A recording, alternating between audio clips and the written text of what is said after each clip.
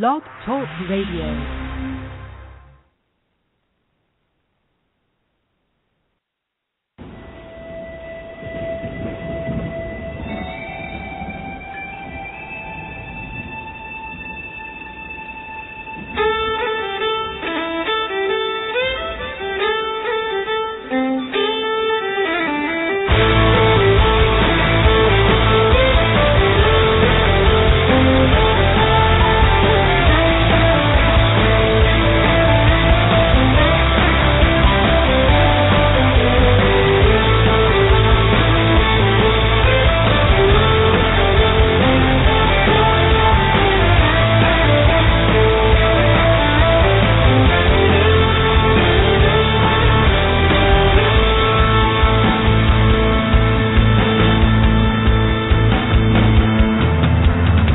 Mysteries abound around the world, from strange lights in the night sky to ghostly apparitions passing from one realm to the next. From the great pyramids of Egypt to what lies beneath the depths of Loch Ness. From Bigfoot to Atlantis, they are all mysteries waiting to be solved. Join Laurie Phillips, Lauren Smith, Graz, and Billy Simmons as they search for the truth on Nite Callers Radio.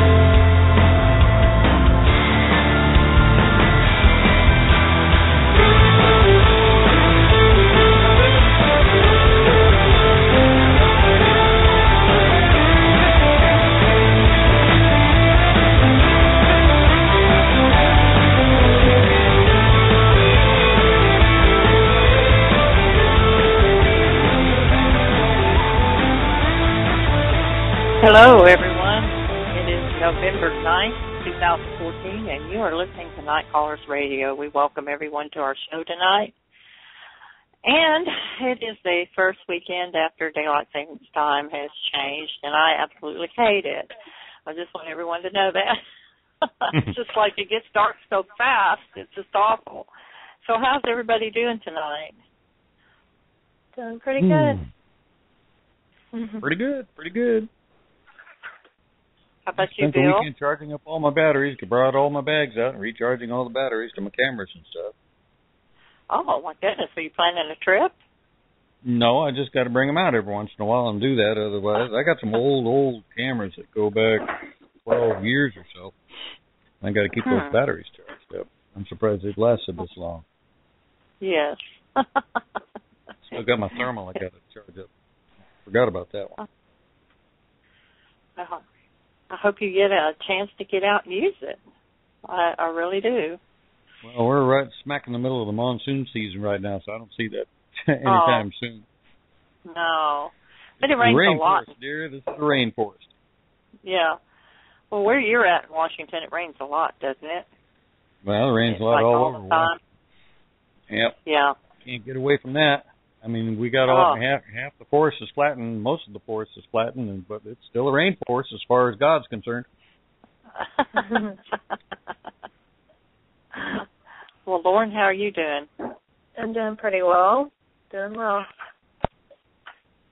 Well, I wanted to thank you for taking care of that intermission for me and everything.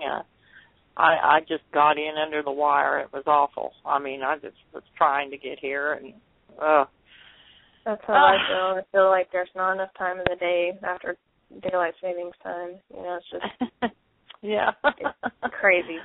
Daylight yeah. Yeah. Oh my goodness.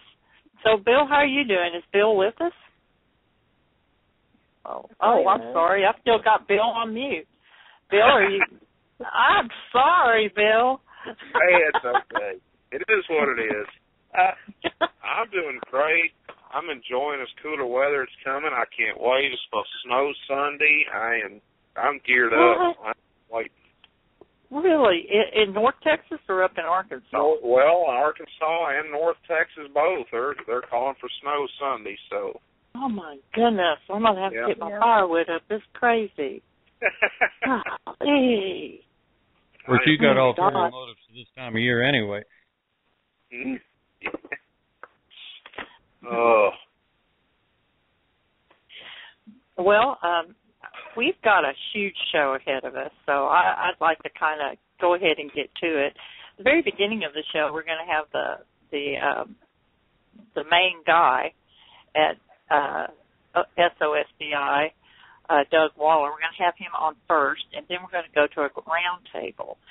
So, Lauren, if you will, do you mind going ahead and doing the script for the show before we get started? Okay. I'm going to go ahead and read Doug's first. Doug Waller is what the I always read it like I see it, or think of it. SOSBI members like to think of as our leader, or their leader, I'm sorry. Along with coworkers Shawna and Mary Jane, SOSBI was created in 2008. With the assistance of his coworkers, SOSBI members, and friends, Doug has spent many hours in the field talking with witnesses. If he's not talking Bigfoot, he's reading about the subject. He has read nearly 150 Bigfoot books, which is pretty intimidating, I have to say. Mr. Waller has delivered several library presentations as well and has spoken at 3 different conferences. In 2013, he had his own book published, and the title is Standing in the Shadows. Although Doug loves to joke around, when it comes to Bigfoot, he's a serious investigator. Okay. Let me make sure Doug is on now. We've got several people, so I'm going to have to go, because we have a huge call-in tonight. So I'm going to have to go from one person to the other to make sure, but who Doug is. So hold on just a minute. Okay. Doug, will you please speak up? I'm here. Can you hear me? Yes, I got the right one first off the bat. Thank goodness. Yeah, How are you doing tonight? Doing pretty good. Well, I know that you don't have a long time with us tonight, so we're going to go ahead and interview you first before we bring on the round table of the rest of your team. So, Doug, how did you get started in Bigfoot? When did you start becoming interested in the subject? Well, I was always interested in it. I don't recall the Patterson-Gimlin film when it came out. I think the first recollection I have of Bigfoot was back when the Missouri Monster was stomping around, and they called it Momo, and it made the newspapers. I can recall that. And then anything that was ever put on TV or Bigfoot mentioned in the newspapers or a magazine, I would read that. And there was a fellow in Central Ohio years back in the 80s that used to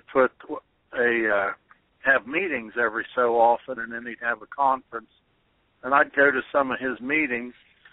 Well, in about 1992, I got hired by the Guernsey County Library, where I still work to this day. And it didn't take long before I started noticing different cryptozoology books coming across the desk. And so I started reading everything I could get a hold of and found a couple co-workers that were also interested. One thing led to another, and one of the ladies that I work with, she and I actually started doing research. I think it'll be 10 years. Next year will be our 10th year that we've been tromping around in the woods. But we started our SOSBI group, which is the acronym for Southeastern Ohio Society for Bigfoot Investigation. We started that in 2008, and we just had another meeting last night. We meet every other month at the library, and I think we had just under 40 last night, and we've hit 70 a couple times. Just depends on the time of the year and the weather and what all's going on. But we have a good time at our meetings, and we hold campouts in the summer, and we've got researcher, investigators all over the state of Ohio, and anytime we get an email or a call about someone's had a sighting or someone heard screams or found tracks or whatever, we try to get boots on the ground as soon as we can to check it out, and I'm as close as the phone or my computer, and I'll dispatch one of these researchers we have, and they'll try to get out there and take a look for evidence and interview the witness and that sort of thing. Have you ever had an experience with a Sasquatch? I haven't personally had a sighting. I've been close enough to one in Coshocton County. I believe we actually could smell one. We walked into a real rugged area. It was old strip mine ground that had a history of having sightings around there. And we walked back this old trail one day and got into a real stinky, rotten egg, sulfur smell. We kept on going, although very slowly, out the trail, and it was dead silent. And eventually we walked out of that smell, and we came out finally on another road. So we turned around and had to walk all the way back that same trail to where we had parked. This is maybe 30 minutes later, and when we got back to that same spot where we smelled it, the smell was gone. So I sent some emails around to some of the other investigators in the area, and they said the area I was in did have sightings reported from that area, and the witnesses had stated that they smelled like a rotten egg smell. So it was very possible that I was close to one, but I just didn't see it. Another time I heard one yell at Salt Fork State Park. It's right there where we camp at the primitive camping area, and I heard a very, very, very loud yell come out of the woods, much louder than what a person could be. And other than that, we've found tracks a number of times. We've found twisted trees and bent trees, and we found some hair on a fence that's out in Guernsey County. That's the county where I work in. So I haven't quite had that sighting yet, but I keep hoping. It may happen and it may not. So I just try to get out whenever I can and keep my eyes open. But you're a believer, even though you haven't had a sighting. You are a true believer. Oh yeah, from all the books that I've read and all the probably hundreds now of witnesses that I've talked to, I definitely believe. And, I've got some of these witnesses have become friends of mine, and, when they tell their story, some of these stories I've heard, for the 50th time, because I've known them now for 8 or 9 years, some of these people, and their story never changes one bit. And they become, almost frightened as they're recounting what happened to them again that particular day. So there's no doubt in my mind that they see something out there. I'm sure there are the misidentifications from time to time, but usually the ones that really did have a up-close and personal sighting, it's a life-changing experience, and I can feel the vibes from the person when they're recounting what happened to them. Yes. Gosh, it just flew right out of my head. I had another question. Oh my goodness, I cannot think of what it was. I would like to ask you this though. Of all the reports that you get, I remember the question now, I'm sorry. The question was, are there a lot of sightings in Ohio? Is Ohio a pretty hot state for Bigfoot activity? Yeah. Ohio has a lot of activity. There's a lot of researchers, a lot of activity, and I think a lot of Sasquatch, especially the eastern portion of the state, clear up from Ashtabula County, which is the upper, it would be the most northern eastern county, clear down to the Ohio River. Now, eastern Ohio is got a lot of hills and hollows and ravines and like caves and rock outcroppings, and the western part of the state, when the glaciers came down, they kind of shaved it fairly flat. So most of the sightings do come from the eastern part of the state. However, there are the occasional sightings in the western area, because I do get calls from now and then. But the most of them are from the eastern part. And I think if you get on the BFRO site and look at their database, I think Ohio's maybe 4, 5, 6 right in there, you know, in the United States in the numbers of sightings. Why is that? Why do you think that's so? Is it the particular geography, do you think, or? Well, geography possibly plays a part in it. We're now getting a lot more sightings being reported, even older sightings, and I attribute that to the programs, you know, like Monster Quest and then Finding Bigfoot and Mountain Monsters and all these programs. And, you know, laugh at them if you want. At least they've gotten the name Bigfoot out in the open. Yes, and a lot more people are coming forward and talking. Like at our club meetings, we provide a venue where people can come and sit and listen, and they don't have to open their mouth if they don't want to, but quite often, sometimes by the second part of the meeting, because we have an intermission, they'll come forward and tell, you know, what they've seen. And some of these sightings aren't recent, you know, they're old ones. And our group, we've been going around and doing talks at libraries for a couple of years, and we just finished up this year, and we did about 24 of them all over the state. And I got a sighting reported to me by a man earlier this year that was actually,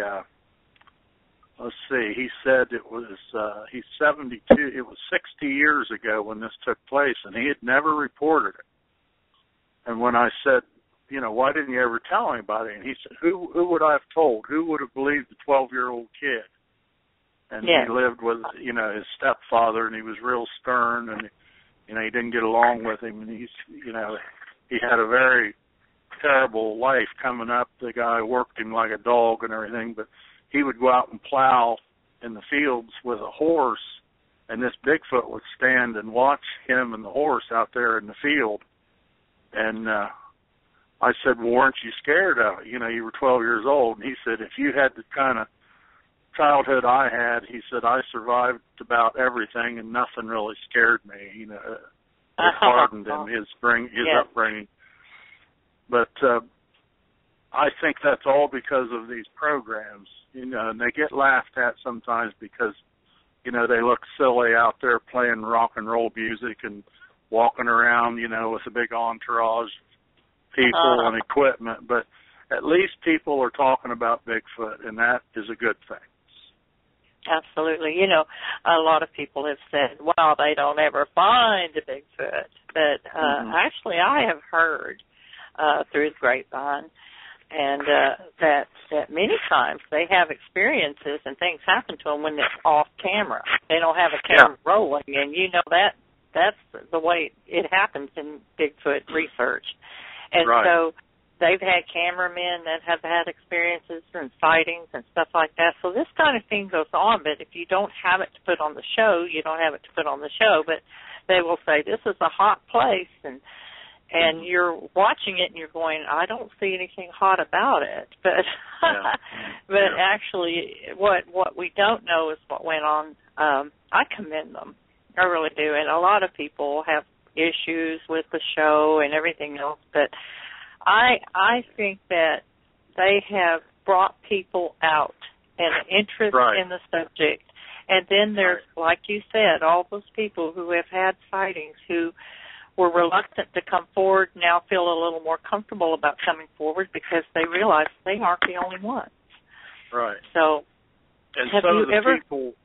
some of the people at our meetings, when they meet others that have had sightings, you know, some of these people become friends with each other and, you know, kind of bonded a real strong friendship, and it's almost like it's a support group almost because, you know, they think, my God, there's somebody else out there that saw one of these things. I'm not crazy after all.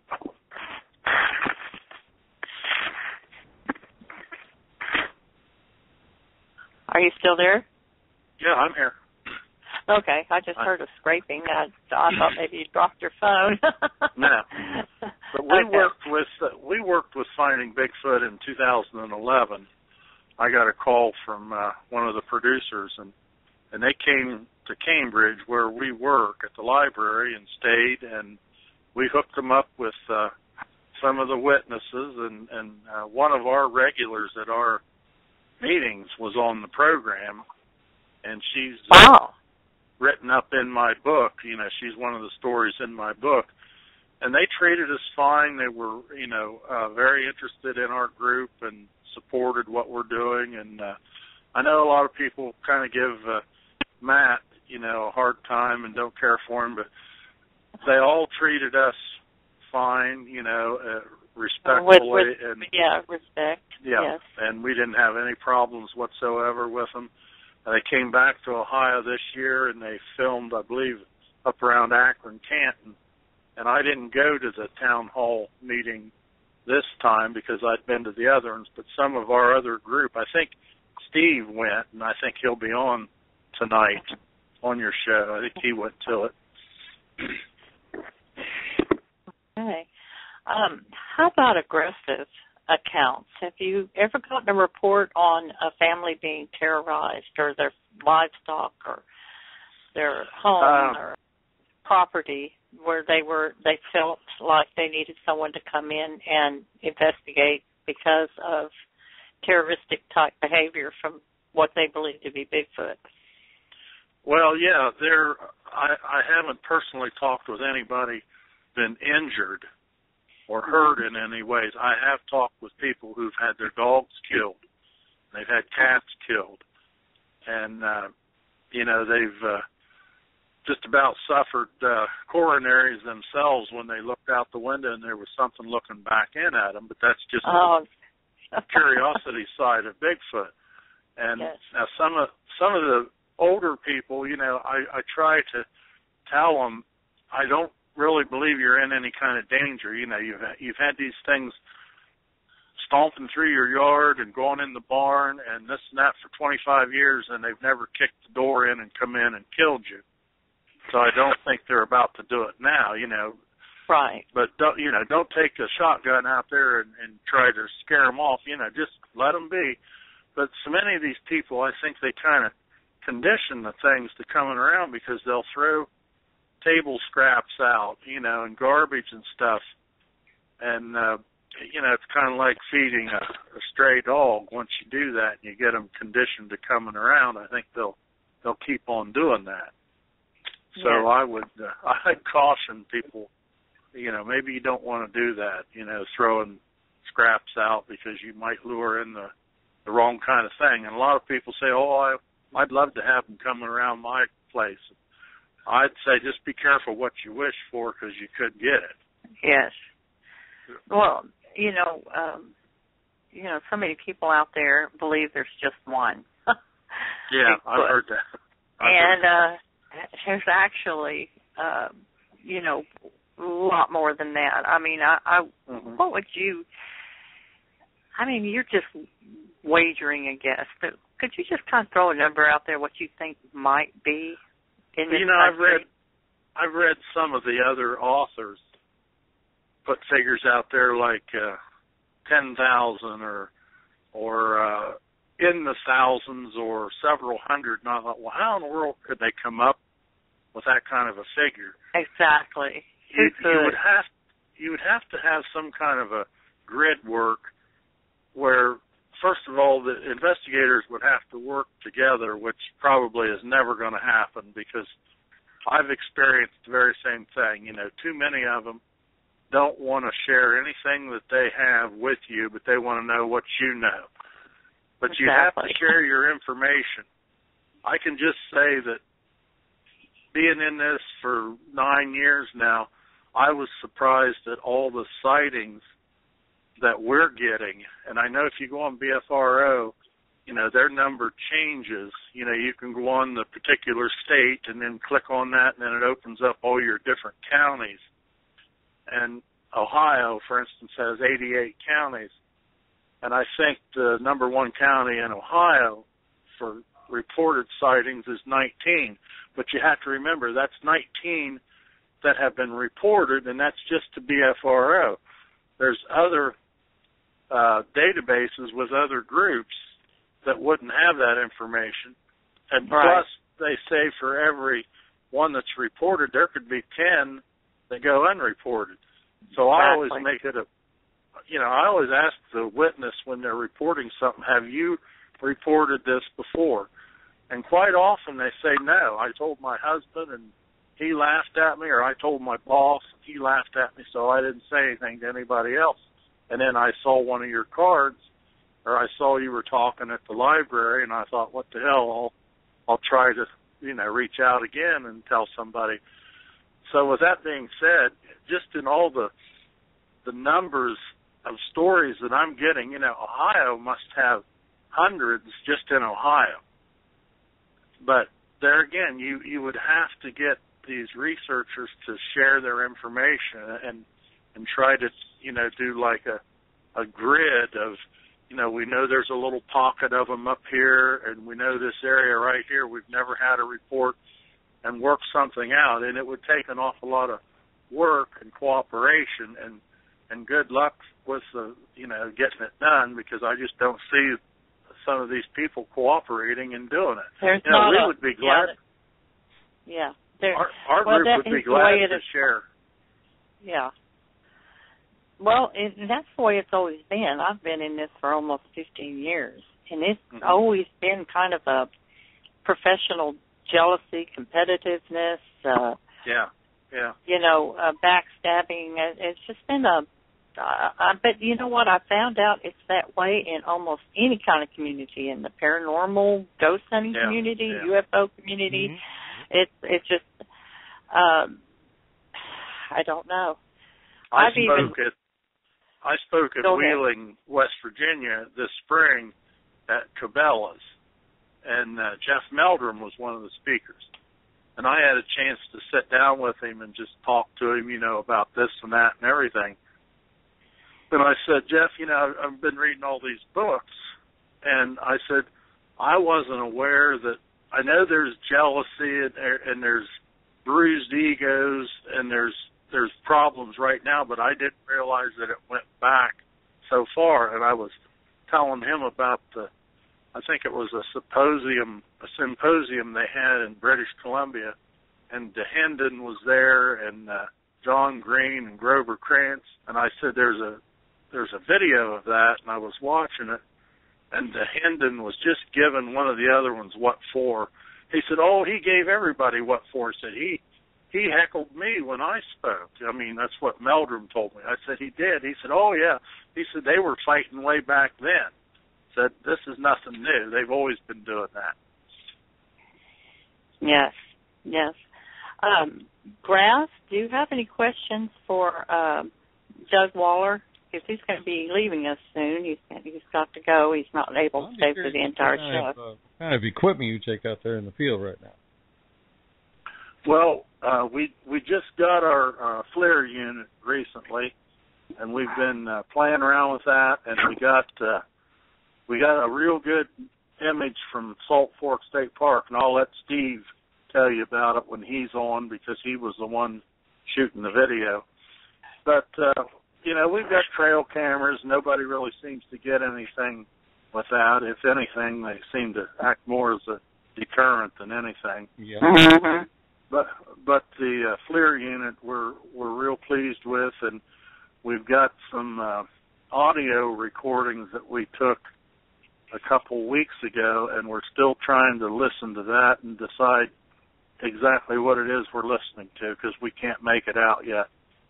So we may have to maybe send something off to Stan Courtney and let him listen and see what he thinks. But other than that, we've got a dedicated crew of people with cameras and video cameras and cell phones with cameras and casting equipment, and we've got a lot of area in Ohio, and actually we've got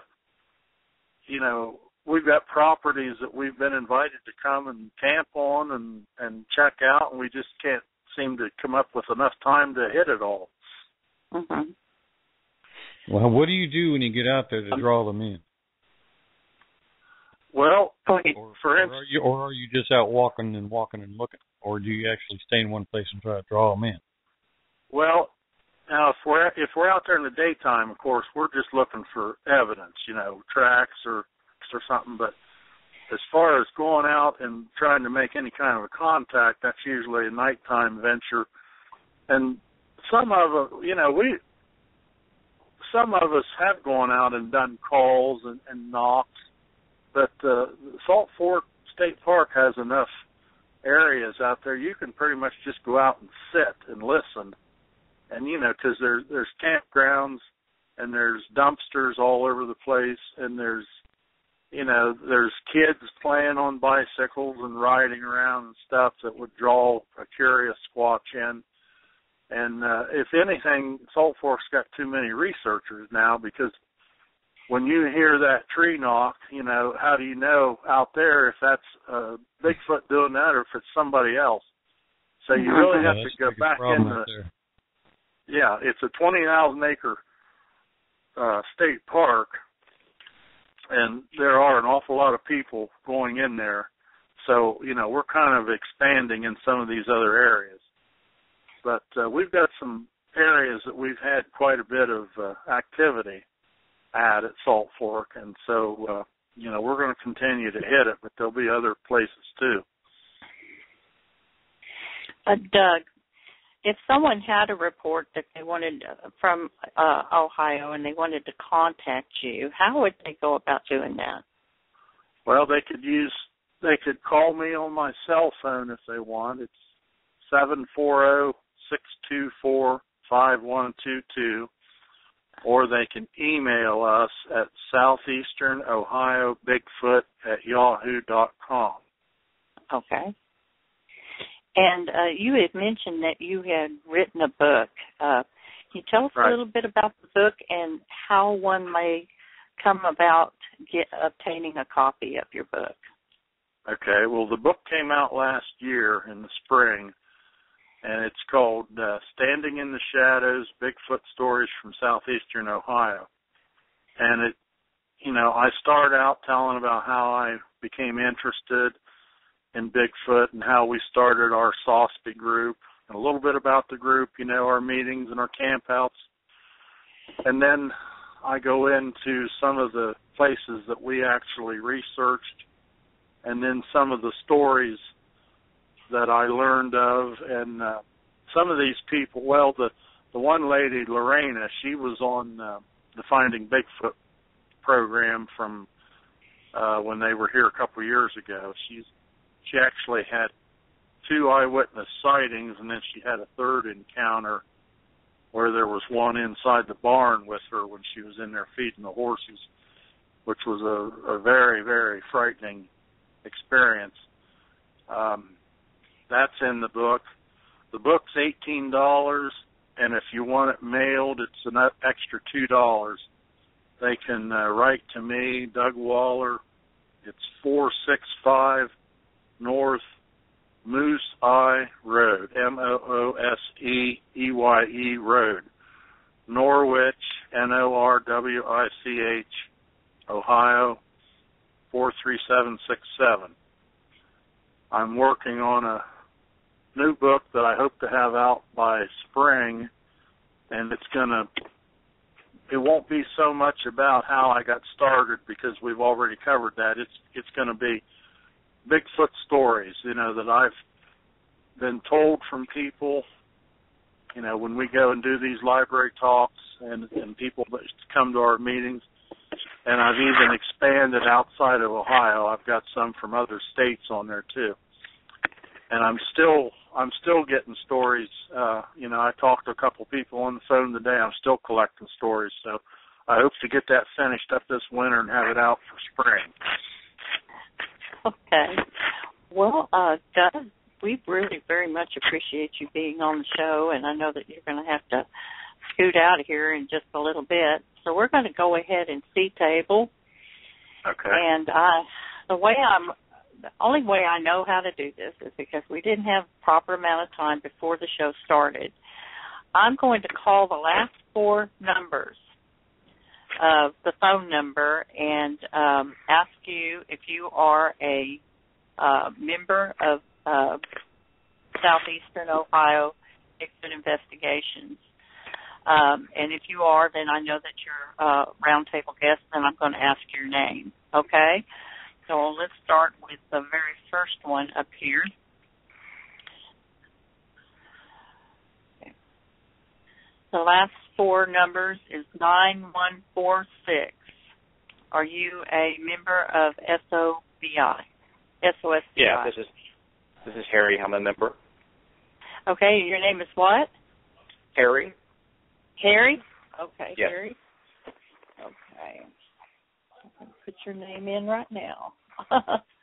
Okay, Harry, if you'll have a seat at the table, it's not a literary table, but you'll have one there. And let me go to the next caller. Welcome, Harry, and thank you for calling in. Okay. The next number is 7112. Hello. Hello. Are you a member of SOSBI? Yes, I am.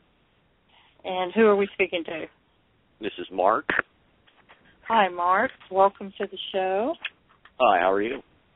I'm fine. I'm just trying to do this the most organized way I know possible. So, okay, let me.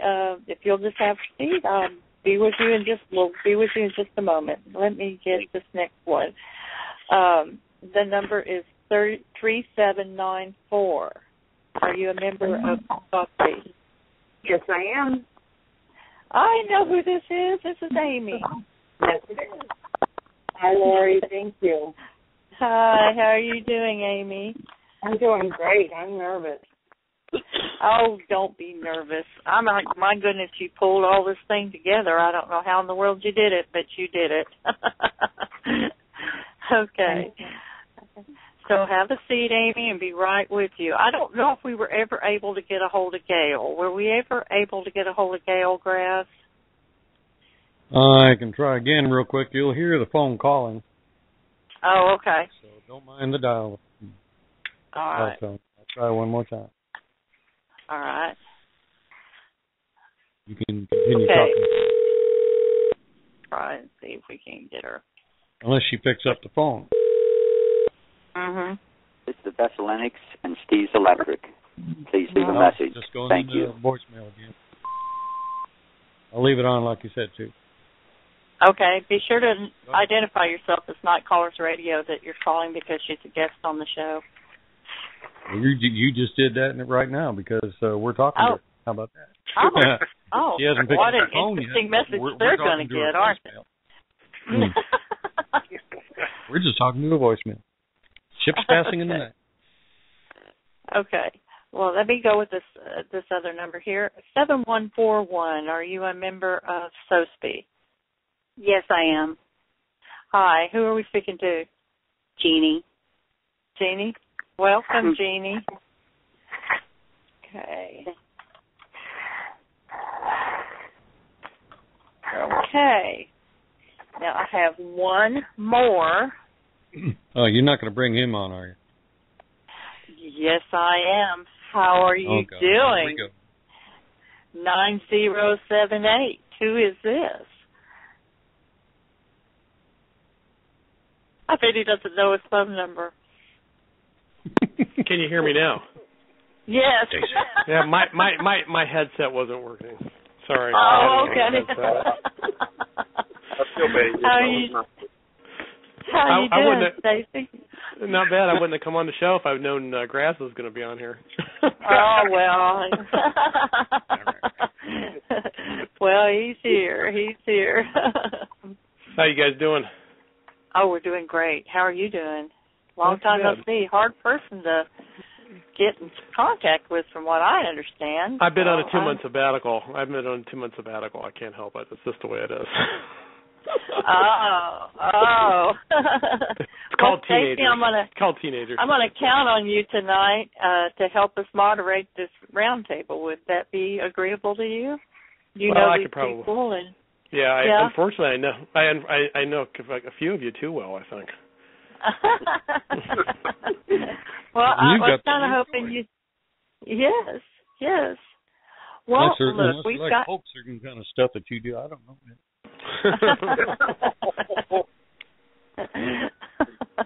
Well, I think it's going to be very interesting.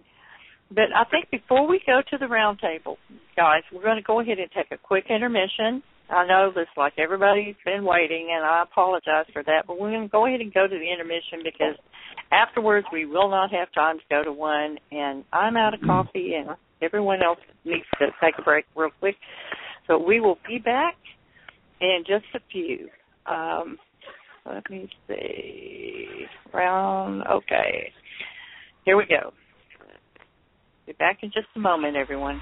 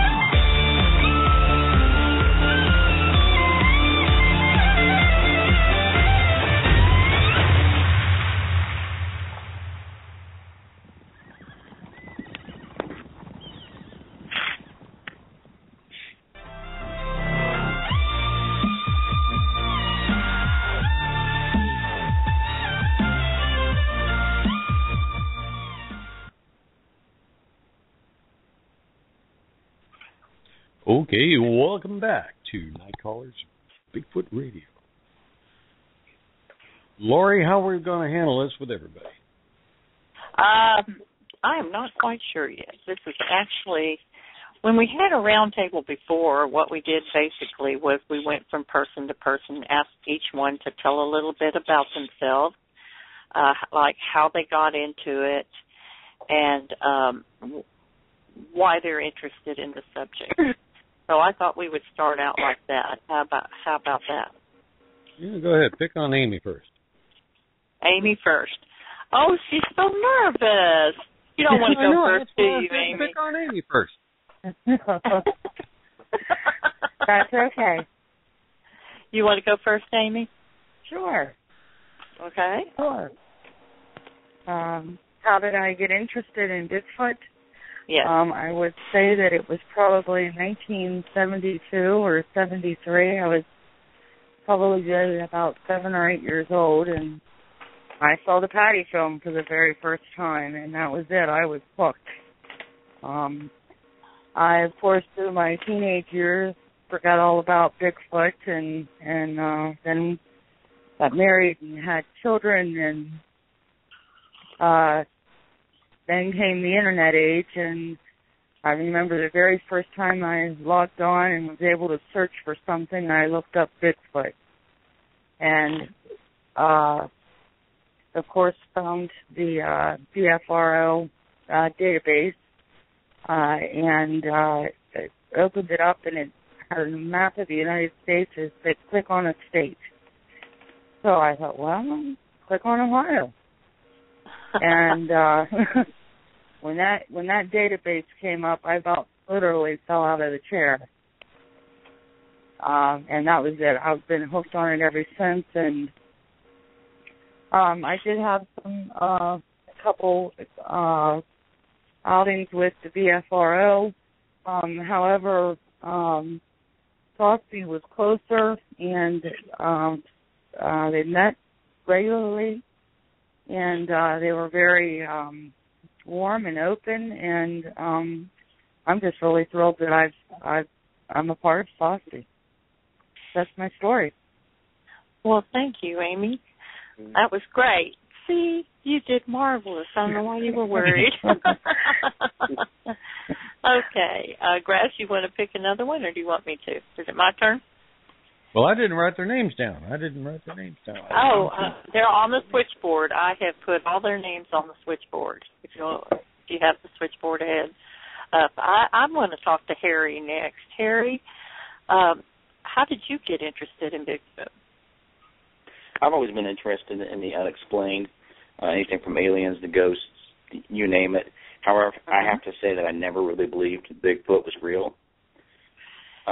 But unfortunately, or fortunately, about a year and a half ago, I was out camping by myself in Wayne National Forest, and I had an encounter, which when we had more time, I can go in great detail. But I actually you will. We're going to get back to you on that. Okay. But that changed your whole mindset on Bigfoot. Now, I imagine. It changed my life more ways than one. It's a very profound moment. Something that wasn't supposed to be real was real. You know, I felt exactly the same way when I had my first sighting. It was like it was just a life-changing event, completely life-changing. Well, we're going to get back to you, Harry, because we want to hear about your encounter. I would like to speak next to Mark. Mark, how are you doing tonight? I'm doing great. How are you? I'm doing fine. Can you tell us a little bit about how you got interested in the subject? Well, I grew up reading up a little bit about it, and as I got older, I always thought it was a Pacific Northwest type thing and never happened in Ohio. And 15 years ago, I had an encounter with my brother and 2 other people when we were down in Southeastern Ohio hunting. We were basically stalked for over a mile through the woods at 2:33 in the morning and then screamed at. And it was truly a life-changing experience for me. And this happened in Ohio? Yeah, Monroe and Belmont counties. But I came back, I told a few people, and 15 years ago the atmosphere was a lot different than it is now, and got laughed at, and I kind of just said okay and kept my mouth shut and read everything I possibly could get my hands on. And I've probably been through over 70-some books and countless websites, kind of like Doug. And 5 years ago, I got on Facebook, and I thought, well, let's give it a shot. And I tried Bigfoot again, and that's where I found SOSBI. And I've been ever since. Oh, wonderful. Well, that was, well, we'd like to come back and hear more about your encounter, Mark. Sure. That's okay. Okay. Going to Jeannie next. Jeannie, how are you tonight? I'm good. And how did you become involved in Bigfoot? I'm Mark's wife. And, well, that'll be it. Were you with him when this happened, or? No, I wasn't. Okay. But I knew something was wrong when he came home from hunting.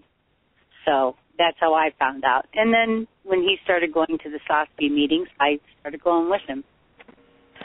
So you're just as interested as he is now, I hope. Yes. That makes it a lot easier when both partners in the marriage are both interested. It's awfully difficult when one is interested and the other thinks the other one's crazy. It just makes it tough. Yeah, well, I think thank he still you. thinks I'm crazy. Well, we know Stacy really well, but I still would like Stacy to tell our listeners how he got involved in Sasquatch. Well, I wasn't, like some of the other ones, I wasn't a believer at all. Did not believe in UFOs, did not believe in ghosts, did not believe in any of those stuff. I'm the ultimate skeptic, unfortunately. But I like to hike, and I had been hiking for about 12, 13 years up to the point of when I had a sighting March 17th, 2009. And I was just innocently walking down a trail, and there's a whole host of things that happened. But lo and behold, I looked up the trail, and I see a white Bigfoot basically attempting to follow me down a trail. So needless to say, that scares the living crap out of you and changes your life forever, pretty much. Mine was very much like Harry's situation. Not exactly the same, but I had a full-on view. I was only 35 feet away, and it was there was no foliage up in March, so I had a straight-on view of the thing. And it was about 9:30, 9:40 in the morning on a beautiful day, so I had a perfect shot of the creature. And you say it was white. White, yeah, it was white from head to toe. Isn't that amazing? Those are kind of rare to see. Wouldn't you say, Stacy? I mean, there's not a lot of reports. There's like only one in Texas of a white one. And well, where I saw mine was on the PA-Ohio border, and the Pennsylvania-Ohio border does have a history of, it's a minority, but it's still got a decent history of a lot of white Bigfoot sightings. Wow. So for some reason that area's got some white ones running around. I'm not sure what the deal is there, but I've been pretty much a believer. Oh, go ahead. Yeah. Oh, no, I was just saying, I think we've talked to everyone now, have we not? Is there anyone that I have left out? Well, no? Gail that I can't get a hold of, but that's all right. Okay, yes. And if someone will relay that to Gail that we're really sorry we tried to get a hold of her and were unable to. How about we go back to Harry? I would like to hear more about these encounters, and then we're going to go into, well, I'm sure Grass has some questions as well. Grass, do you have any questions before we go into the encounters section of the roundtable? I can save my questions for a little bit. Okay. Okay, Harry, could you go into a little more depth about your encounter? Sure. Keep me on time if I run a little too long. Oh, okay. Well, we're going to try to keep you at least at 5 minutes. Okay, I'll be quick. Well, we haven't got the gong in here anymore, do we? Oh, there it is. I think we do. We still have the gong, yes. If you hear a gong, you know you've gone over time. Okay. Anyway, go ahead. So, much like Stacy, I love to hike, and I love the outdoors, fishing, camping, you name it. I've never gone into the woods up until my encounter thinking I would see a Bigfoot, even though I liked the unexplained, and I watched the Finding Bigfoot and so forth, more for the entertainment value and just the what if. I always thought, hey, they could be real, highly unlikely, and I never went into the woods thinking they would be real. So anyway, I had never been to Wayne National Forest, which is in southeastern Ohio, I stopped down at the park ranger's office. I was going to go camping for a couple of days just by myself. Had never done that before.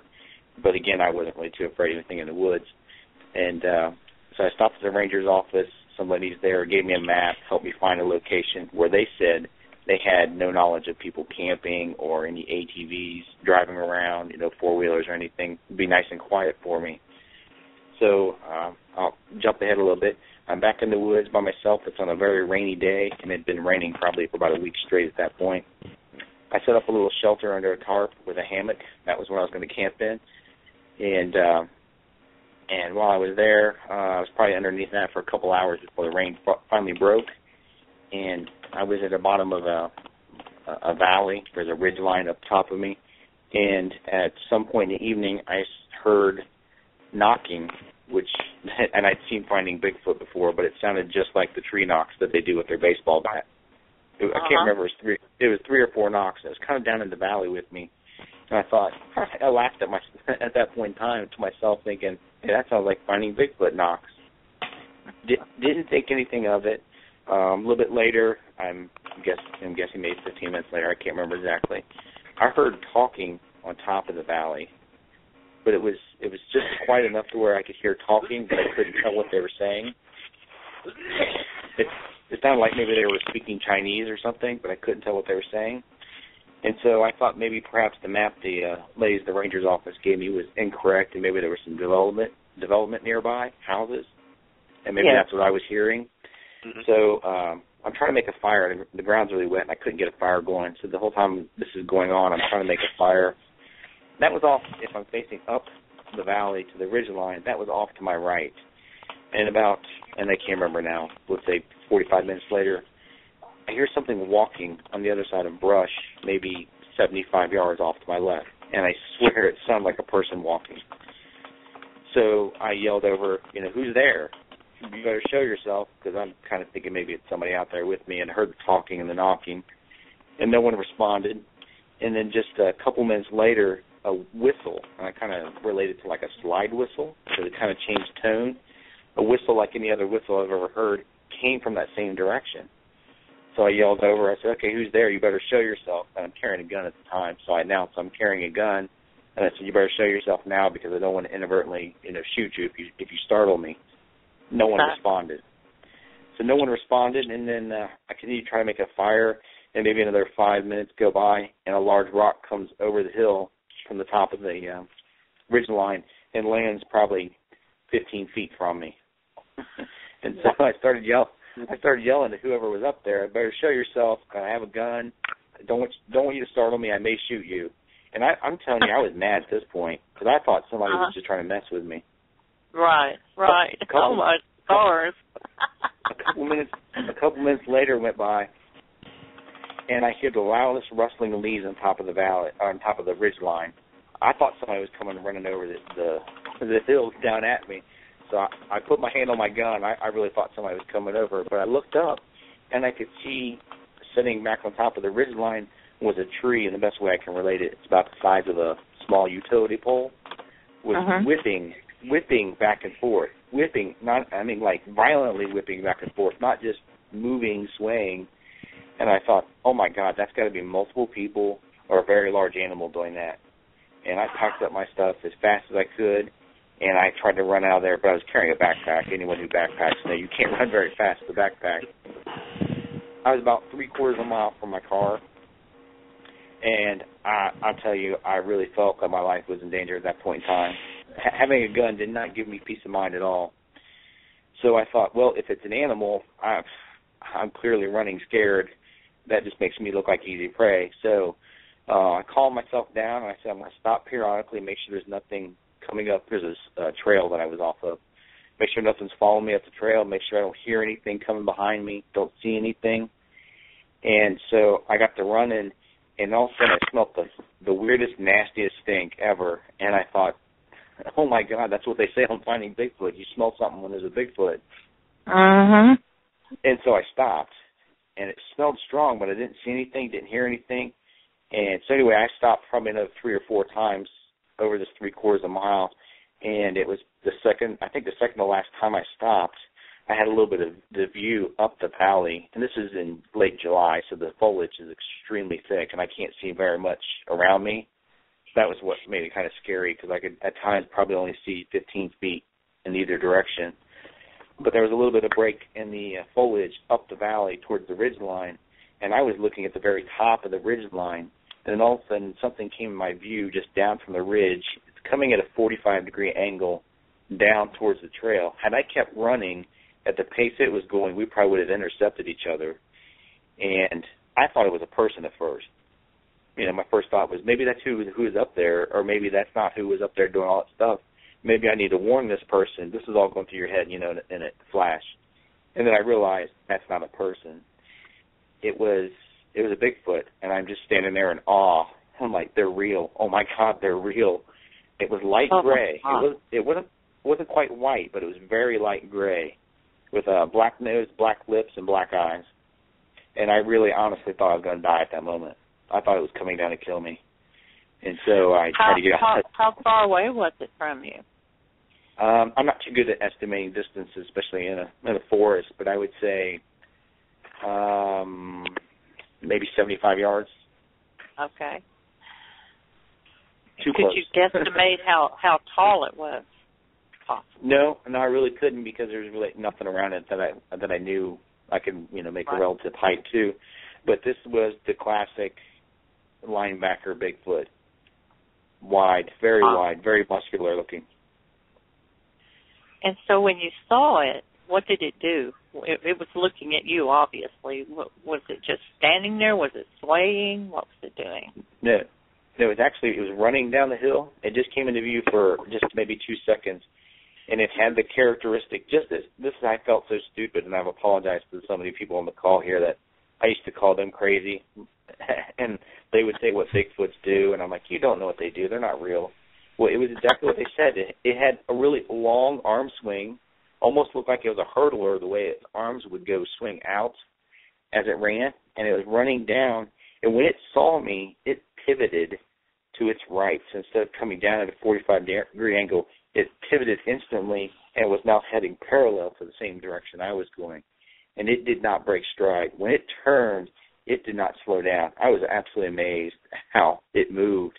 And it actually turned its head away from me. When it turned to the right, it looked away from me, which kind of puzzled me. I'm like, was it trying to hide from me? Common, actually. I never did see the face. I had several sightings.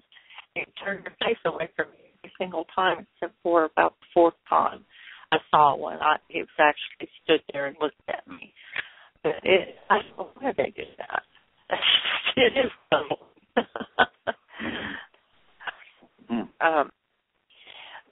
Anyway, here, go ahead and thank goodness I didn't call you, because I think you went over a little 5 minutes. That was a fascinating story.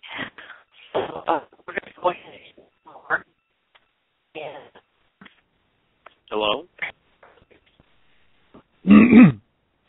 Lori? Are you there, Mark? Yes. Yes, I am. You're dropping out bad.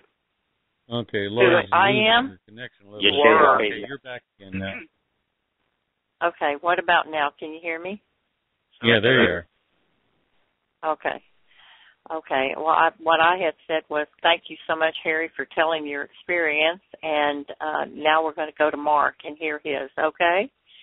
Hey, everybody. I would love to give you more information another time. I have to actually drop off the call now. Okay, but, is this Mark? Doug has my information if you ever need to get in contact with me. Okay. Have a good night, Harry. Okay, good night, Harry. Thanks. I didn't know who that was leaving. Who's leaving, Mark or Harry? I think that was Harry. I'm Mark. All right. Mark, are you still with us? Yes, ma'am.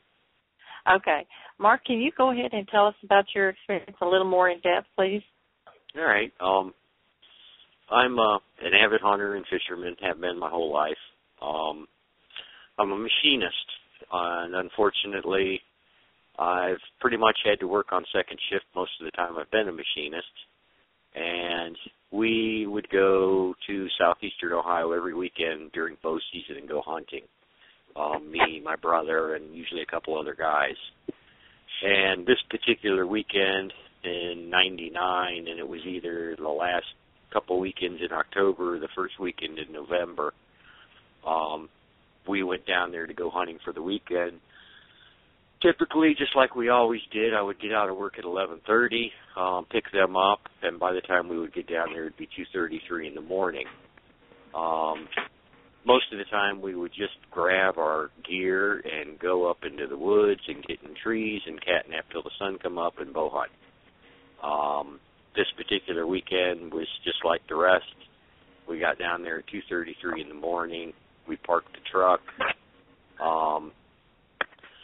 When we went to get out of the truck, you could hear up the road one way and down the road the other way a pair of barred owls hooting back and forth with their normal cadence of who cooks for you all. And we didn't even think nothing of it. There was no other night sounds going on except those two owls. So we grabbed our gear, we crossed the road, we had to climb up a very steep hill to get on top of this one ridge, and we were going to follow the ridge back in there about a mile back. This was over 2,000 acres of private land we were hunting. Mm-hmm. We crossed the road, got up the hill 3/4 of the way, and we stopped and took a breather, and we kind of like noticed that these owls had like crossed the road, were now on the same side of the road, and were downhill of us, but flanked us on either side. And still really didn't think much of it, other than a couple owls. And we caught our breath, started to go down the ridge, and they closed ranks on us and got within 20, 30 yards, just outside of our range of our little mini Maglite flashlights, and proceeded to follow us all the way down that ridge line. When we would stop, they would stop. When we started walking, they would start walking. There was a couple of times my brother was in the lead, I was the last person, and there was a couple of times where we would start off walking, and I stood there purposely to hear these things walking, and it sounded like bipedal walking. At the time, I wasn't even thinking Bigfoot. I was thinking anything else. I was thinking, okay, we jumping deer? No. Is it coyotes? No. Couldn't have been a bear. At one time, we even thought maybe it was a couple locals just down there maybe messing with us. Yes. And we even called out and got no answer. So this went down this whole ridge for about a mile back up in there, and when we got to the point where we were going to stop and break off and go to our separate areas where we were going to hunt at, we stopped and we were standing there discussing, whispering to each other where we were going to go and what time we were going to meet back up, and the one decided to yell at us. And when he screamed and cut loose, it sounded an awful lot like the soundtrack from the BFRO, the Columbiana Howl. Uh-huh. Except this thing was like within 20, 30 yards. And when he cut loose, it was literally like being at a rock concert, where you're standing right in front of the speaker, and the sound waves literally vibrate through your body. Mm-hmm. It was that loud. We about crapped right there in our pants. Yeah, I was going to ask you if you were scared. Yeah. I mean, I think anyone would be in a situation like that, yes. Right. My brother's like, what the hell is this? Let's get the heck out of here. And I misinterpreted it, because I'm thinking he wants to go back down to the truck and drive back to Akron. And I'm thinking, I told him, I said, I just drove 2.5 hours to get down here. I'm not driving back 2.5 hours. And by this point, I was thinking it was actually a Bigfoot. Actually, a couple of them. And the weirdest part of it all is after that one screamed, there was no other noise. No more walking after you or anything else? No. Like that was it? To this day, I still do. Classic. To this day, I still do not know how they left the area without us hearing them, because it was an extremely dry drought year that year. Everything was super crunchy. and super loud. We stood there for 45 minutes until we finally got our bravado back, and we decided we were still going to hunt that area. And we got closer and closed ranks to where we could see each other in the trees, you know, flashing a flashlight back and forth. And the deal was, if somebody comes messing with you or whatever, just start flashing your flashlight at the next person or start yelling, and we'll all come running. Right. And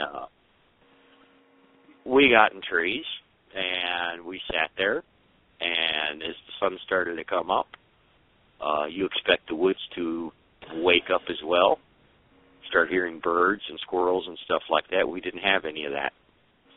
It was absolutely still, quiet until 11:30 in the morning,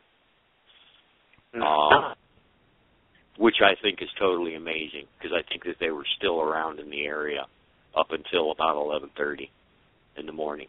About 11:30, we started hearing birds. I saw a couple squirrels. I saw a deer right before noon. Then we came down and we met back up, and everybody had the same story as far as not hearing or seeing anything until like about 11:30, 12. So we ended up skedaddling from there. I wish I had the knowledge now or back then that I have now, because I would have done a heck of a lot more to investigate it, look for tracks and everything else. Yes. But when I came home, that was Friday night, Saturday morning. When I came home Sunday night and I walked through the door, Jeannie, my wife, took one look at me and said, okay, what the hell happened? Uh-huh. So I was obviously still in a state of shock a day and a half later. Gosh. Wow. And you didn't bring any meat home. Not that weekend. Bigfoot I got pretty two much deer in the ruined freezer. I got 2 deer in the freezer already this year. Hey, good job. Have you had any more problems with Bigfoot since you've been out hunting? Was that the only time, or? No, I had.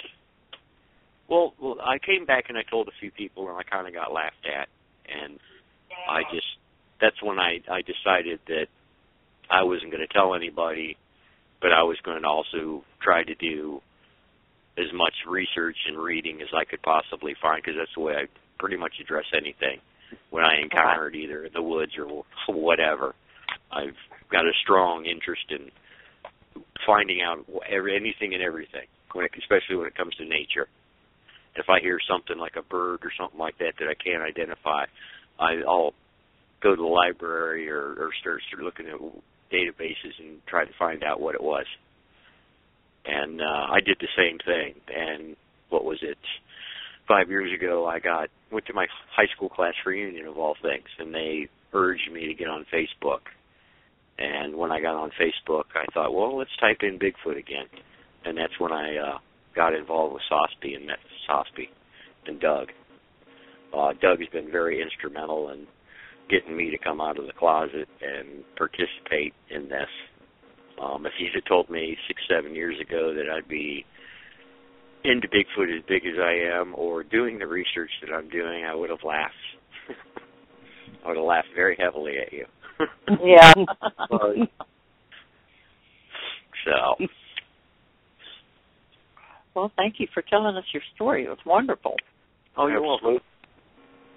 Okay, next I want to talk to Stacy. I want Stacy to tell a little more about his encounter, and then we're going to go to just a roundtable discussion.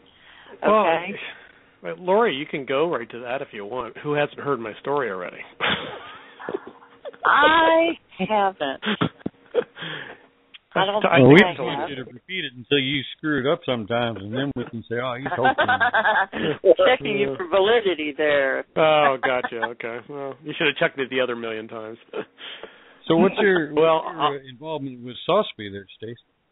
Well, I'm originally, after I had my white squatch sighting back in 2009, I ended up contacting Don Keating here in Ohio. He was the only person I really knew about to tell my sighting.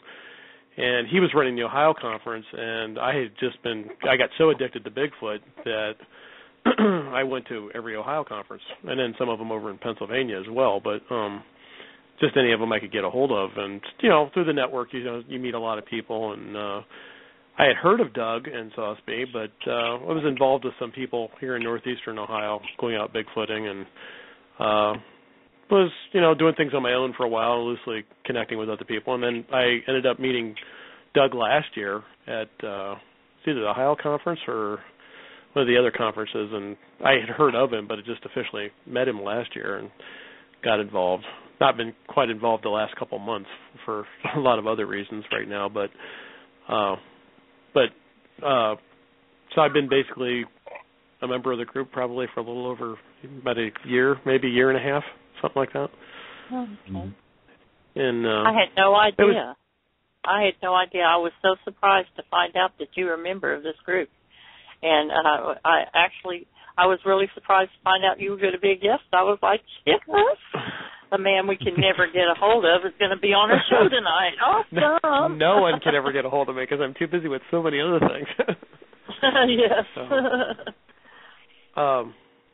Yeah, but it's up to you whether you want me to say it or not. I don't know how much time you got for your roundtable. Oh, well, I just want you to tell exactly what happened. You were hiking.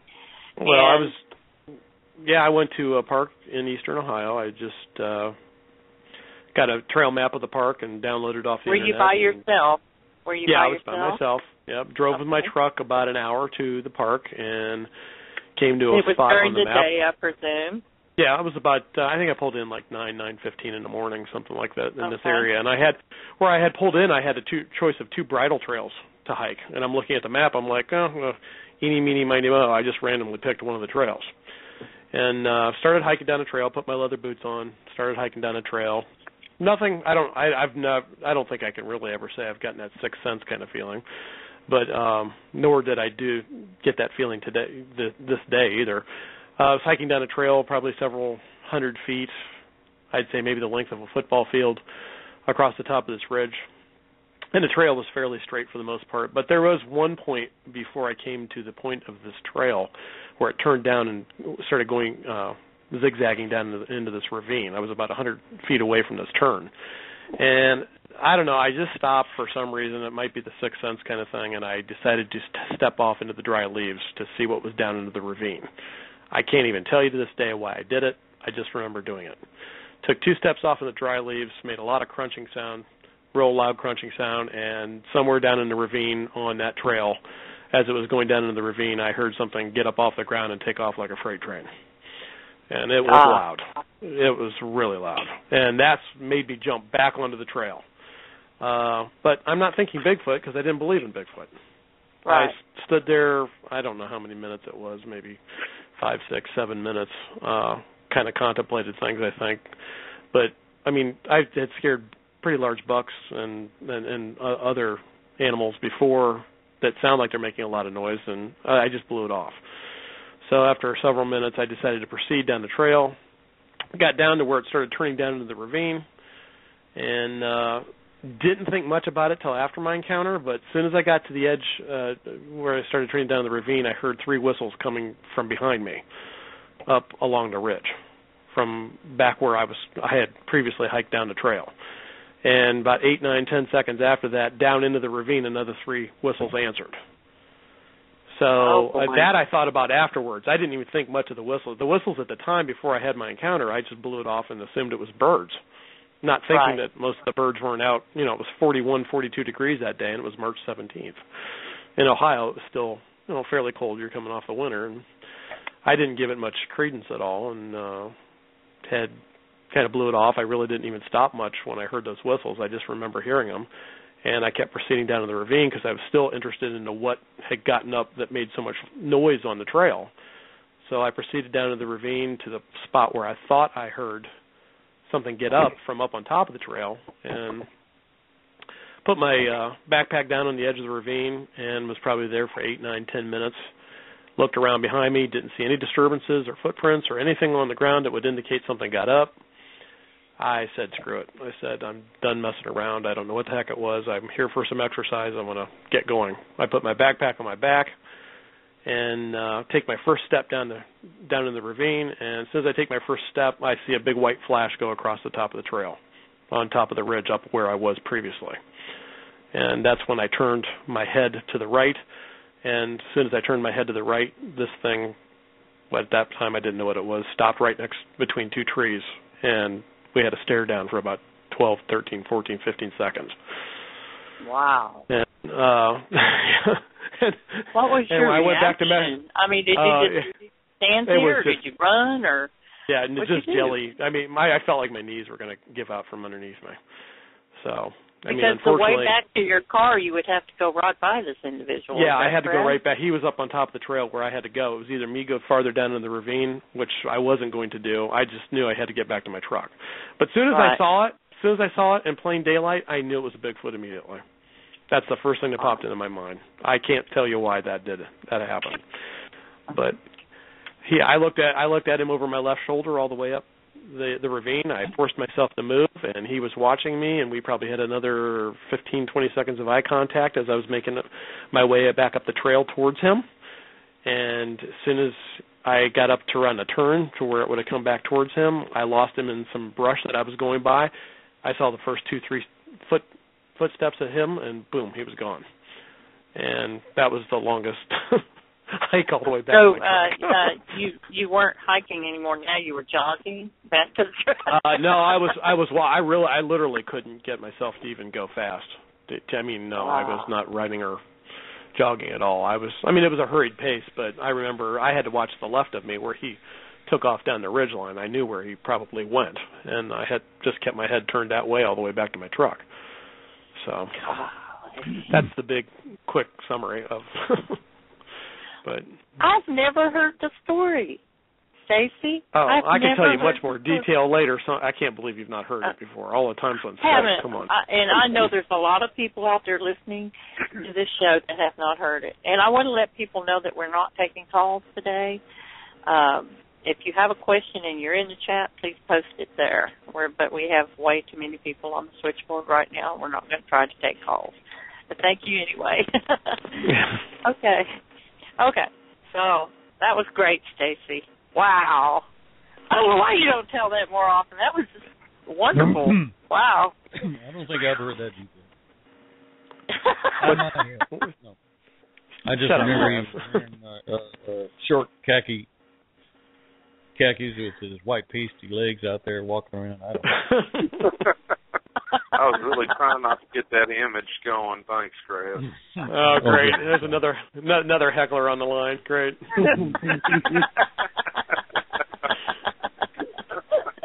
Billy's been good. He's been keeping quiet. That's true. Yes.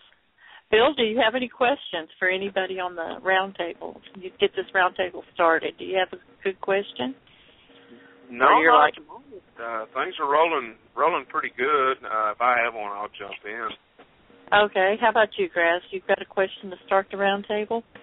Oh, I'm interested in Amy and Jeannie's when they go out there, what their participation is about. Do you go out with several other people walking and hiking and camping and things like that? What's your participation in the group? Either one of you can talk. Go ahead, Jeannie. Some of us go out in groups when we go to the camp out. Mark and I like to just go and hike. If we go, like, to an investigation, though, we'll have a couple of us going.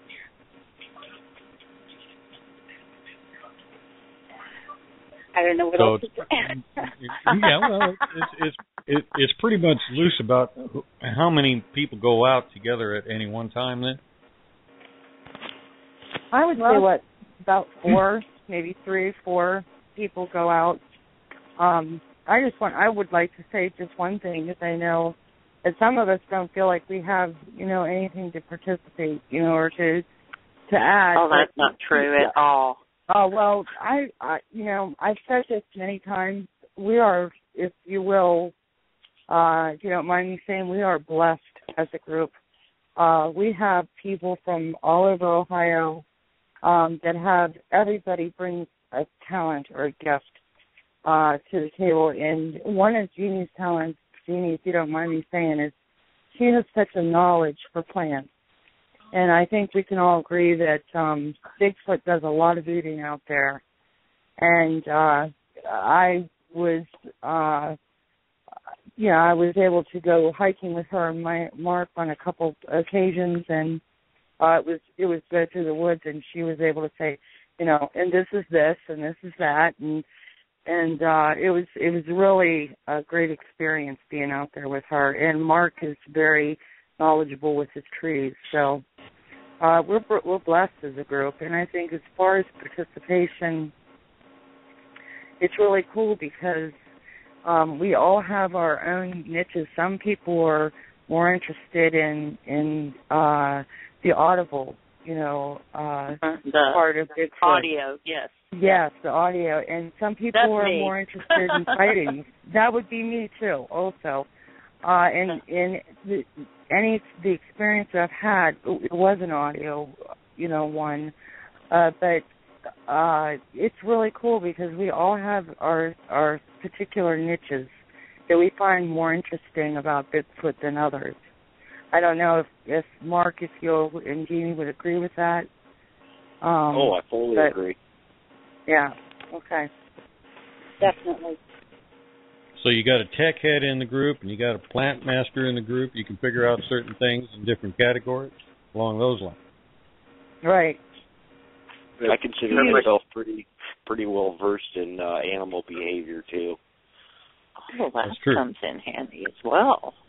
Yes. Yeah, we have.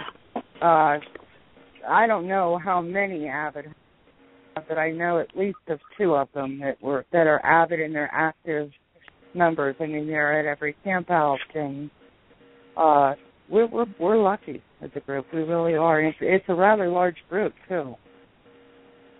Do you customarily do your research during the day? And if so, do you ever do night investigations? Anyone can answer this question. Yeah. Well, I mean, I will. We do most of the research, I would say. Investigations, as far as calls go, I would say that most of them are done during the day. Okay. Doug will typically get a call, and depending on where it's at, its location, he and Shawna will go out themselves, or I know he's sent Mark on investigations.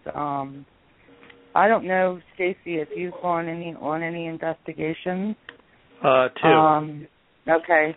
And I myself have not really gone on any investigations. And as far as research, I'd say we research both night and day. There's some people that would rather research during the day, looking for prints or whatever throughout the park or surrounding area. And then there's people who prefer to go at night when it's scary. But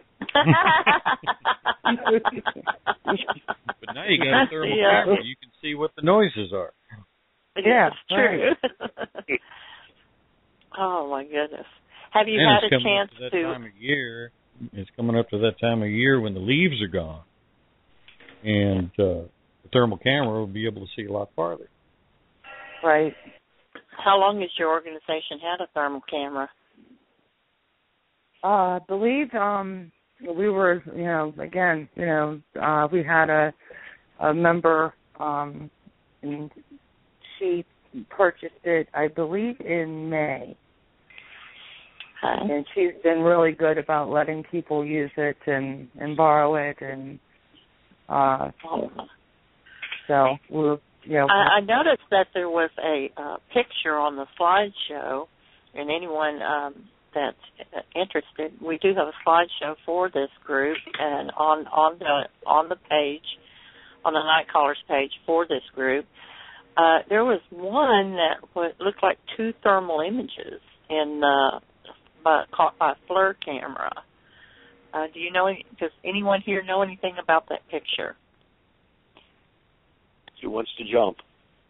Not me. Go ahead, Mark. That was taken by Steve Blair. I believe with Rich Washington and a couple other researchers. They were in Salt Fork State Park off of road number 57, and it's a dead-end road, ends in a cul-de-sac, and it's a very squatchy area. They've had a lot of activity on and off down in there.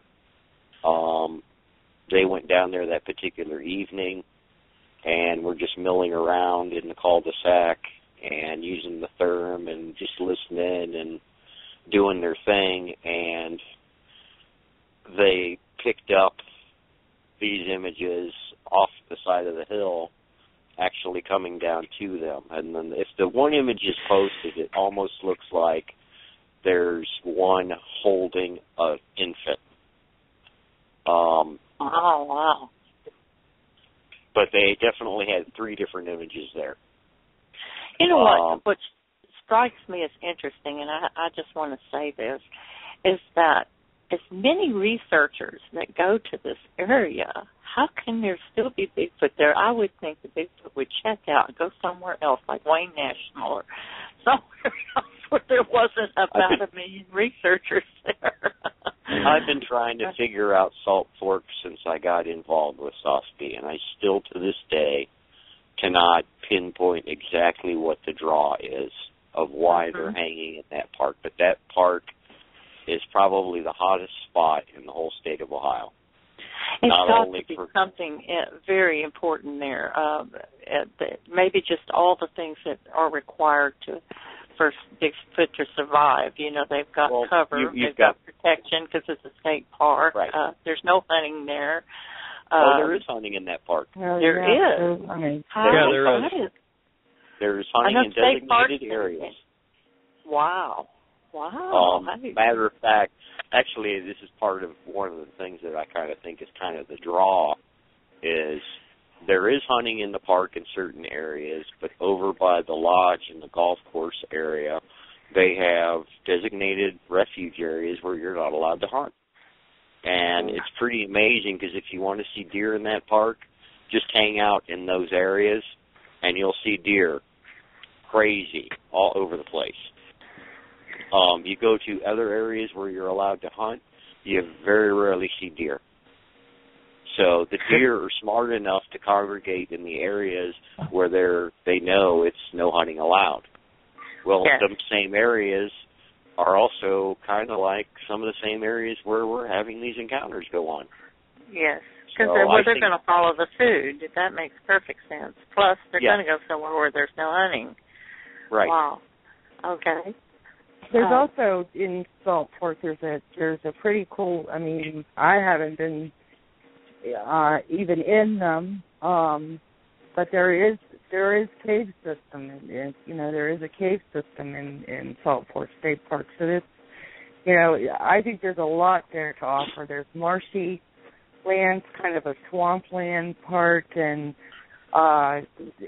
it's a pretty unique park, I think. As far as landscape goes and what it has to offer. Yeah, the biodiversity is awesome in that park. Yeah. Wow. Grass, do you have any questions? No, I'm looking at that flare image. I just found your... That's pretty interesting, isn't it? Yeah. It's not too bad. I prefer black and white myself, but you got it set on color. But yes, they did. That does look like something holding something like a child, like you were saying. Mm-hmm. Actually, that was not long after the FLIR camera was purchased, and we really didn't know. We didn't know what we were doing. I wasn't there that night, actually. The gentleman who, like Mark said, who took that, I don't think he'd ever used a FLIR camera. I think he'd had it out maybe a couple nights before that. But I have heard that it's better in black and white. Yeah, we switched it over. It's on black and white now. The colors are distracting. I've never had a taste for the color version. I've got a black and white one myself. And it's too bad can you plug that thing in to get video, or is it just one of the smaller handhelds? Smaller handheld, you can just pull the trigger and it'll take a picture. Will not do video yet. That's good enough for you. Yeah.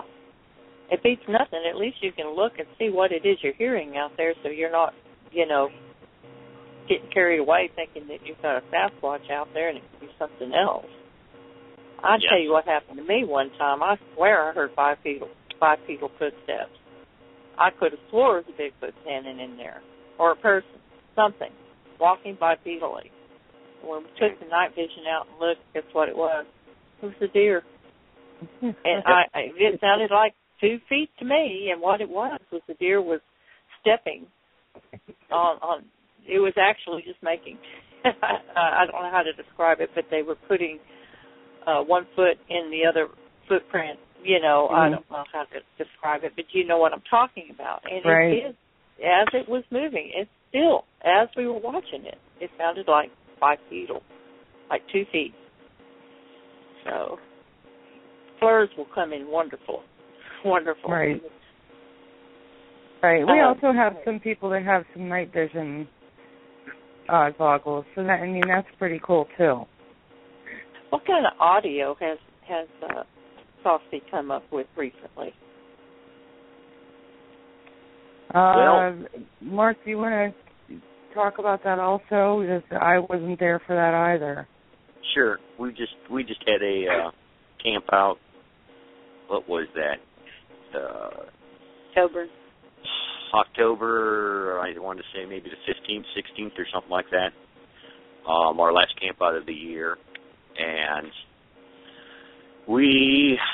Steve again put out his voice recorder on top of his vehicle, and he got, after everybody went to bed and to sleep, he got hours of what sounds like kind of like growling. At one point, it sounded almost like articulate speech, wood knocks, and other assorted noises, shuffling around. And it's very peculiar because, unfortunately, that same weekend we had a individual come into the park and he tried to pull one over on SOSBI. Really? Yeah, I'm not going to name the guy because I really don't think he needs any more credit. Well, I wouldn't want you to either. Yeah. But he had something, posted some video before, and he was actually featured on Finding Bigfoot at one point in time, and they actually debunked him. But, anyways, that's all I'm going to say. We're pretty sure he was in the park that night. Yeah. Yeah, he was in the park that weekend, and we believe he constructed 3 different structures right there by the group campground, within 15 yards of the camping area. The first one looked very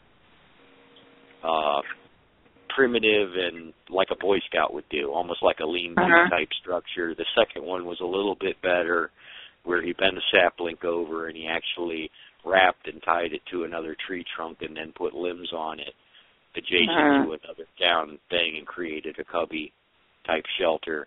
And then the third one was he had saplings that he pulled over and knotted and tied into each other. And it was probably the best looking one out of the 3, but they were all within 20 yards of each other. And then the proximity of them to the campsite immediately sent up all kinds of flags. Well, we came back from the camp out, and needless to say, I guess he posted a video on YouTube that basically was trying to call us out and say, watch, they're going to post these pictures as structures on their website. And we didn't because we realized they were a hoax right from the get-go. So, but of everything that you have, Yeah, that's just kind of, that's frustrating. Yes. But very.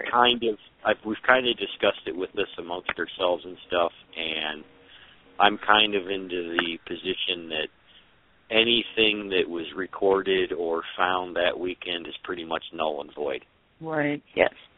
Simply because we don't know if he came back again that night and was messing around, because where these noises were coming from, right over the hill, there's a road. And it would have been very easy for him to park on that road, come up the hill a ways, and mimic these sounds. So, but other than that, we've been in that group campground area and heard other sounds. There was one occasion where me and my wife, Jeannie, we got done with everybody at the group campfire deal, and we went to bed at 2:33 in the morning.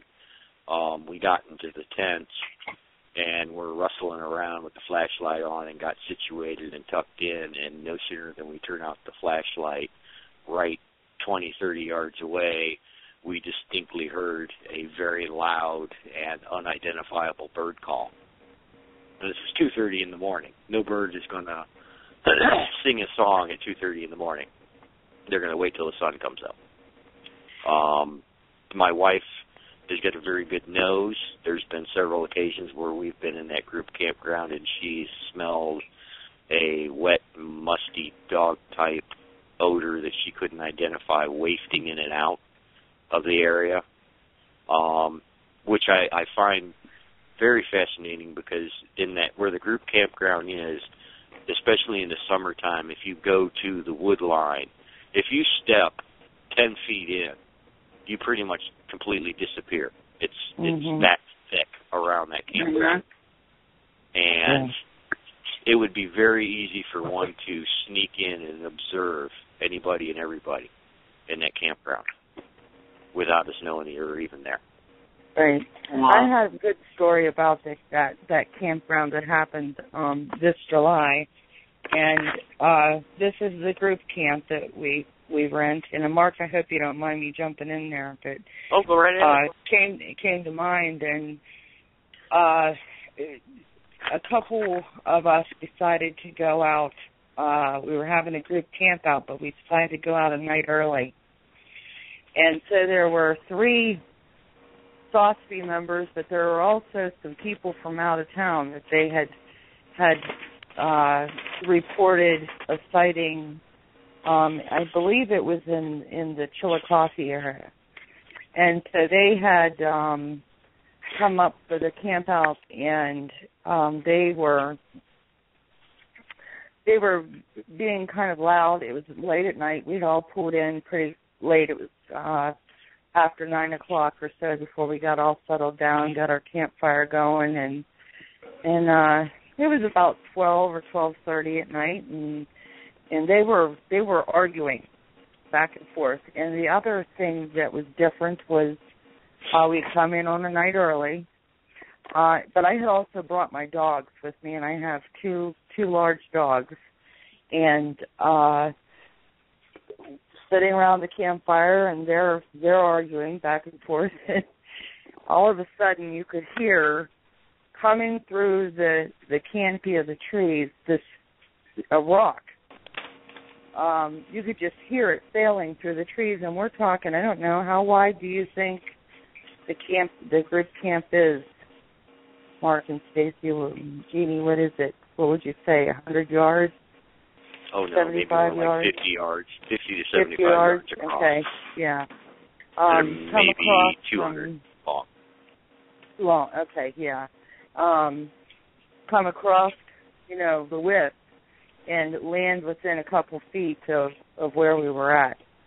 And it, and then about an hour later we had a log thrown and hit we think it hit like one of the restrooms, one of the outhouses, and so that was pretty intense. And so it would have had to have been, somebody would have been, and I mean, you want to talk about dark.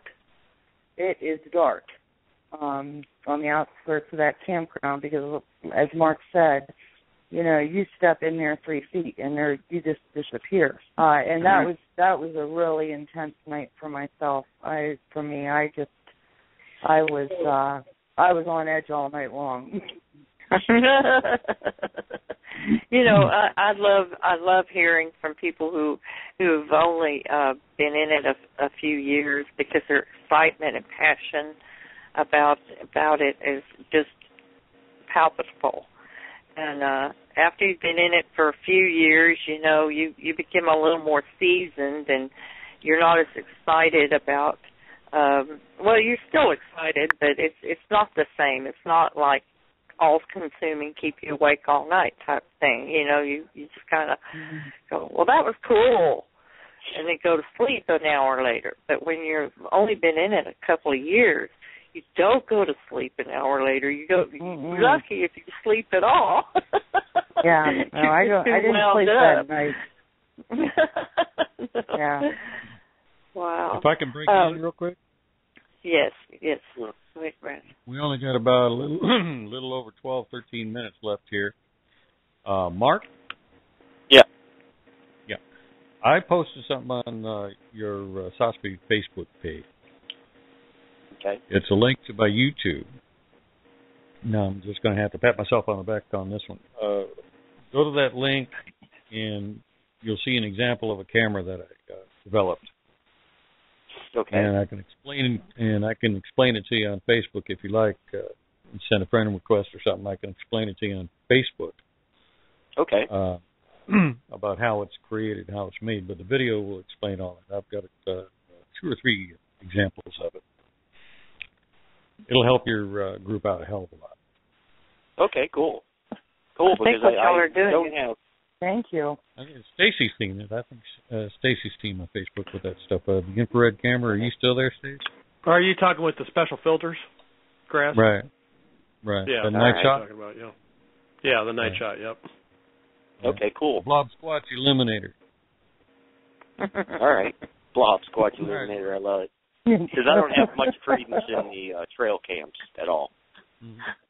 Well, it actually sends out a ray that makes the Sasquatch stay perfectly still, so it's not as shaky. No, I'm just kidding.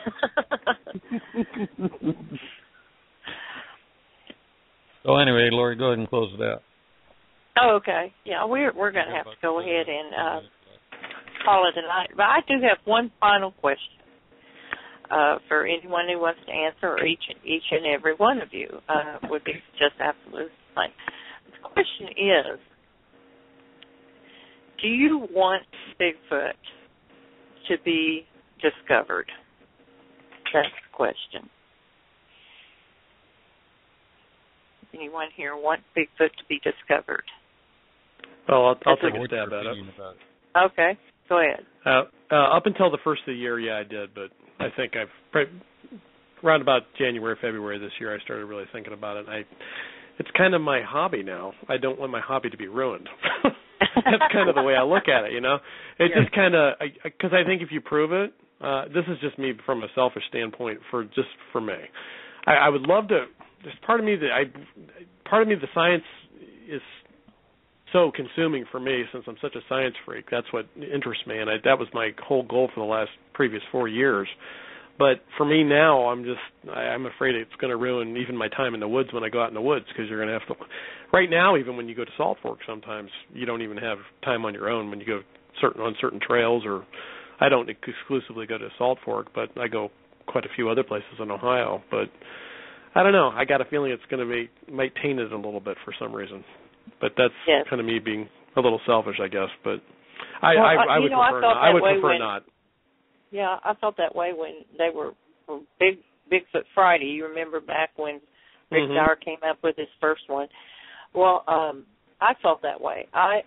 Before I realized it was a hoax, I thought, it's over. It's over. That's the way I felt. It's over, and I'm not ready for it to be over. Yeah, well, that's kind of the way I feel. Yeah. How about you, Mark? Are you ready for them to be discovered, or? I kind of wish they would, but I think it would be a bittersweet thing. Because so many people have given you a hard time about it? Is that why? Well, no, not really. it has really nothing to do with that. The first thing would be, honestly, there's an awful lot of religions out there would have some explaining to do. Okay. And it's going to turn some religions on their heel, Mm-hmm. to say the least, especially if they figure out that these are more man-like than animal-like. Right. Second of all, I think it will open a door that possibly there could be government funding and better, more organized research going on to more identify what the habits and everything about them. I mean, kind of like the Jane Goodall type thing. Right. Right. The sad part is the scientific community, even if I went out tomorrow and shot one of these things and dragged it out of the woods, they probably still wouldn't identify it and say it's a species, because the scientific dogma basically states that they want 3 specimens of any animal before they will say that it exists. And that's simply to rule out any genetic mutations. Well, that just seems impossible. And I don't know that any new species that have been discovered in the last decade have had to require 3 samples. You know, that's just absurd. I mean, you'd be lucky if you can get one.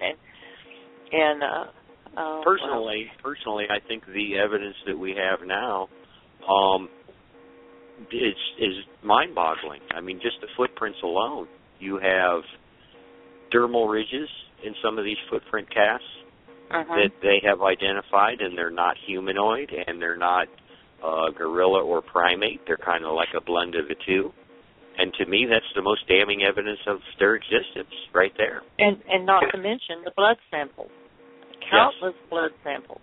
And correct. What is it going to take? I think that it goes much deeper than that, and we're not going to get into conspiracy theory at this late game of the show. Yeah, I was going to say, here we go. Does anyone else have anything they want to say before we go ahead and call it a night? Last parting remarks. Go ahead, Amy. I would love for them to be at least acknowledged by science and by the government, because myself, I mean, it's way too late to get into conspiracy, but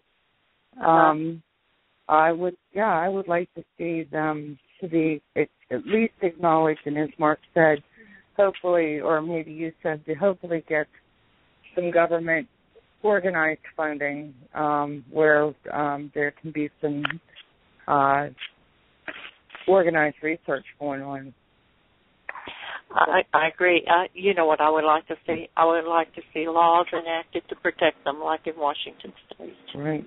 You know, exactly. I would really like to see that all the way across the board, because right now there's nothing illegal about killing one of these creatures in most states, and that's sad. That's extremely sad.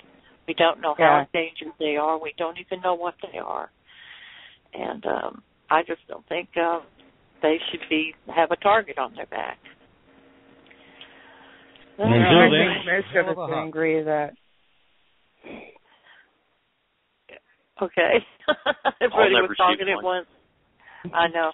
I never will either. Now, some people may feel differently if it was coming to them or their family members and there was true danger. It might be a different story then. But from what we understand, for the most part, they're passive creatures, and they might do some aggressive tactics. But I have never seen a true story of anybody dying.